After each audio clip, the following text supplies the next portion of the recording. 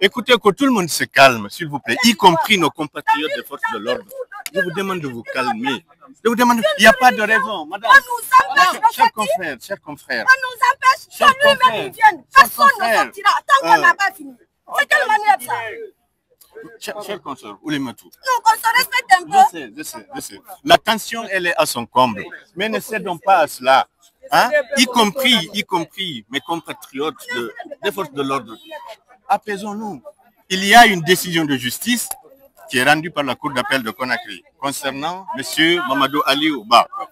La juge s'est contentée simplement de dire qu'elle confirme en toutes ses dispositions la décision, le jugement qui a été rendu par le tribunal de première instance de Kaloum. Donc cela voudrait dire quoi? Que les condamnations à 2 ans de prison ont été confirmées. D'accord? Mais il se trouve que en appel, ce n'est pas un jugement de forme. Elle aurait dû rejuger l'affaire aussi bien dans le fond que dans la forme. Reconfirmer une telle décision voudrait dire quoi? Voudrait dire qu'elle confirme le fait que le juge de première instance dise les propos de M. Aliouba laissent entrevoir. C'est-à-dire qu'on est dans des suppositions.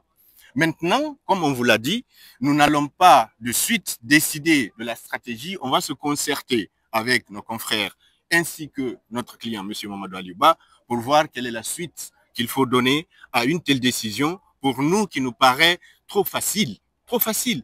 On a eu des heures et des heures de plaidoirie ici. On ne peut pas venir nous dire, malgré tout ce que vous avez raconté, malgré tout ce que vous avez fait, malgré le dilatoire et les perturbations qui ont été organisées par le parquet. Souvenez-vous, on est allé chercher des dames à qui on a payé 30 000 francs. On est allé chercher des jeunes du quartier jusqu'au port là-bas pour venir remplir la salle. Tout ça pour ça. J'aurais aimé qu'on nous dise qu'on a fait toutes ces manœuvres-là pour aboutir à quelque chose, pas pour dire qu'on confirme.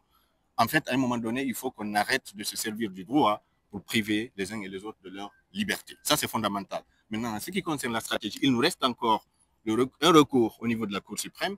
Il nous reste également une procédure en cours au niveau de la Cour de justice de la CEDEAO. Donc, M. Mamadou Aliouba n'est pas abattu. Ça, je vous assure, tout de suite. Il n'est pas abattu. Et donc, c'est pour ça que je lance un appel au calme, aussi bien à ces militants, à tous ceux qui sont touchés par ça, parce que c'est une question d'injustice. Ce n'est pas une question contre une personne. C'est une question même structurelle dans notre pays. Donc, il va falloir que tout le monde se ressaisisse, y compris nos compatriotes des forces de l'ordre. Je lance cet appel-là également. Voilà, qu'on se ressaisisse tous et qu'on laisse faire M. Mamadou Aliouba qui a le dernier mot et nous, les avocats qui l'accompagnons, on va essayer de voir la stratégie qu'il suit.